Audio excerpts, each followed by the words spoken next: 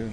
Well, first, just let me say this, that there's no question in my mind that Tom Jurich is the best athletic director in the United States.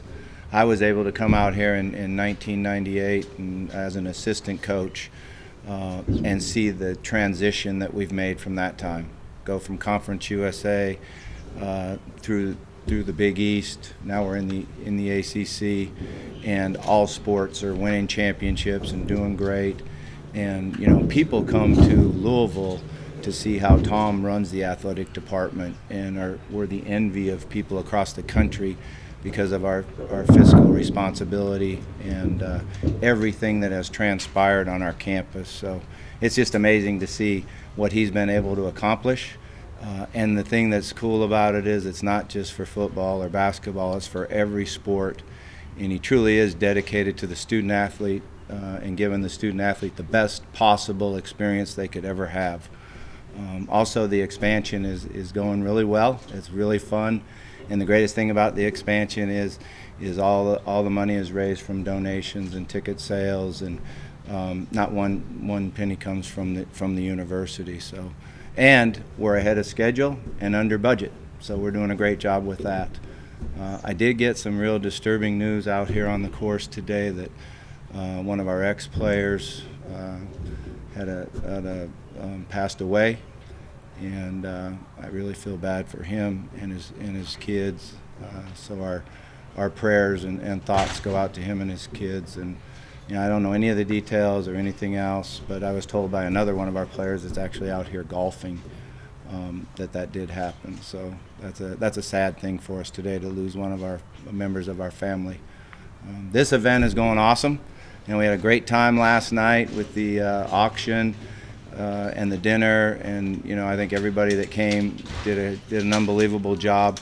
We also had one of our most successful nights, so that's really a tribute to my daughter Kelsey and Katie, who organized the whole thing and put it all together. And it's really fun for me to watch them and see the passion that they have for it. And like I've always said, Kelsey has a big heart and wants to do as much as she possibly can for everybody out there that we can have a positive effect on. So very successful night last night, and the golf tournament's going great. So we get to the spring game tomorrow.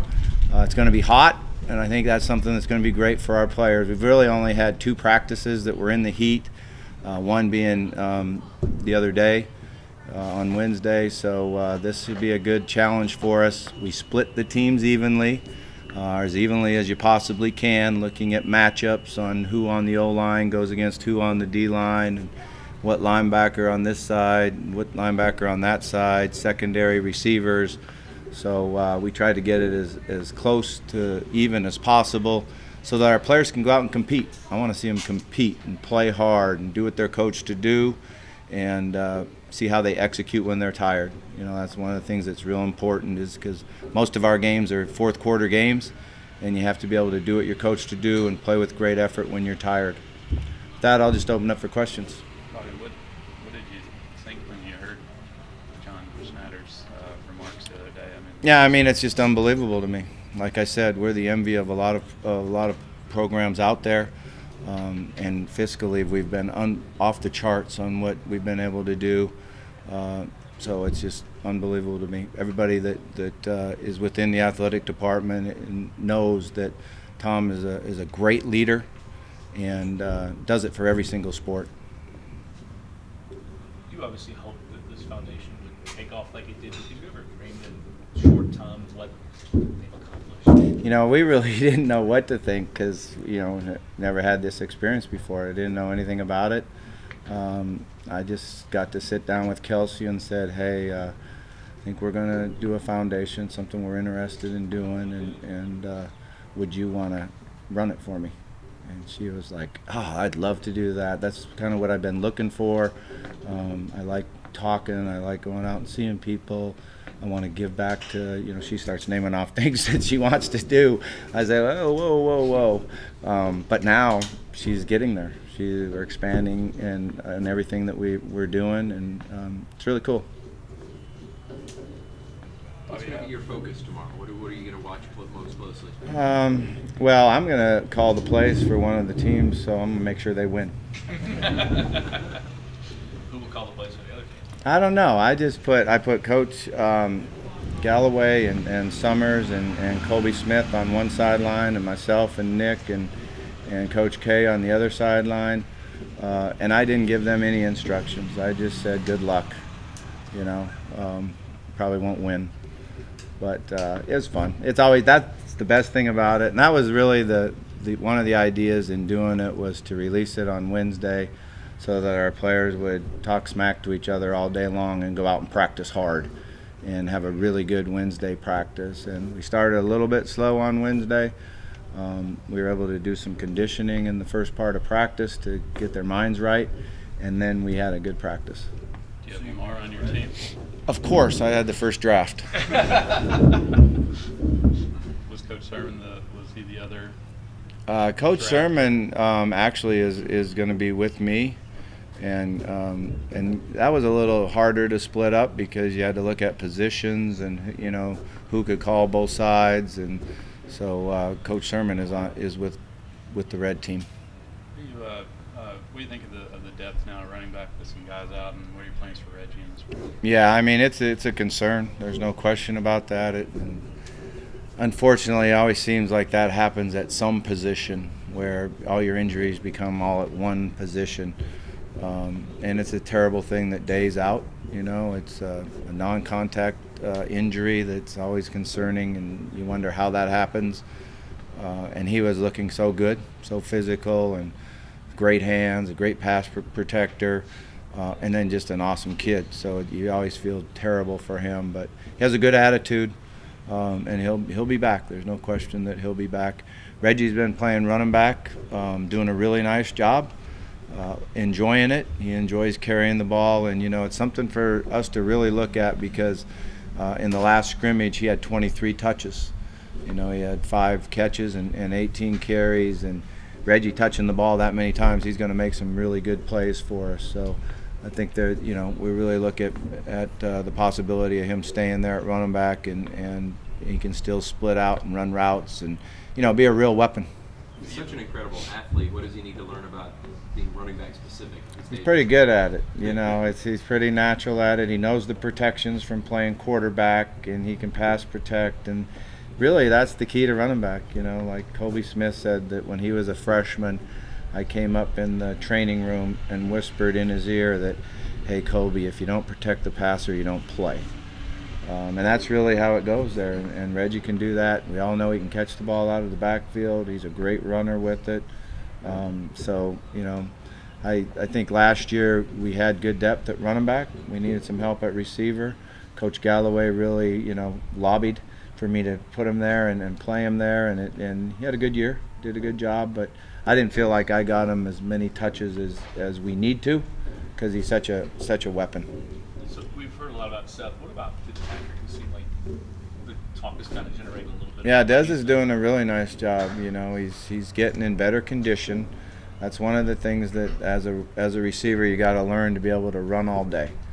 And we sell that to our players, in the fact that when you go to the NFL, there's usually five receivers for practice. And you got to run all day and go, and so Dez is getting better at that. When he does that, then he runs really good routes with speed. He's got great hands. The thing I've probably been the most impressed with him at this spring is running after the catch. He's made some really good runs, broke tackles, made good cuts, and that's something that we're really looking for help.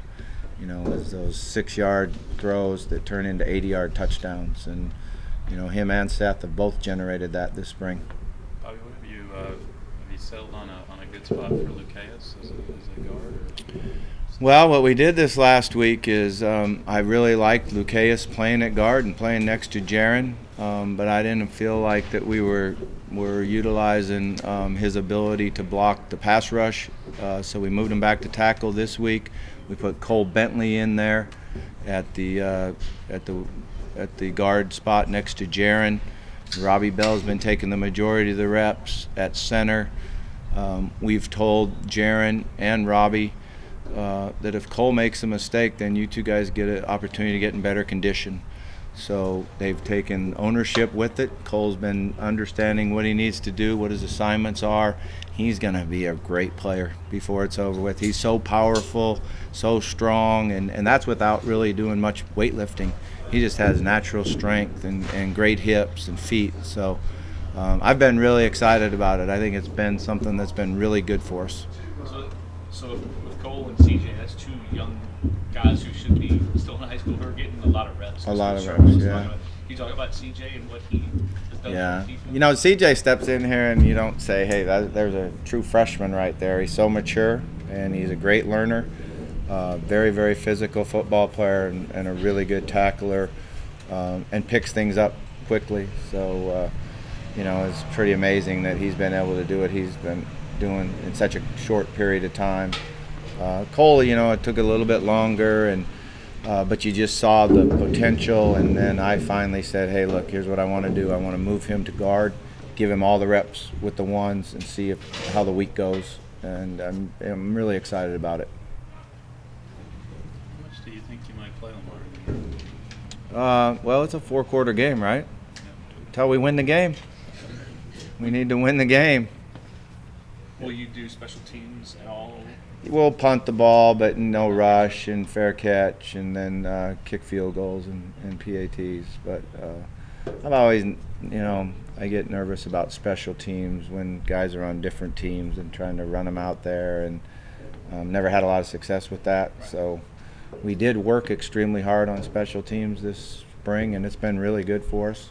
I'm excited about Mason King and what he's doing, and Blanton Creeky's done a great job kicking the ball. So I feel a lot better right now sitting here this year than I did last year at this time, knowing who our specialists are.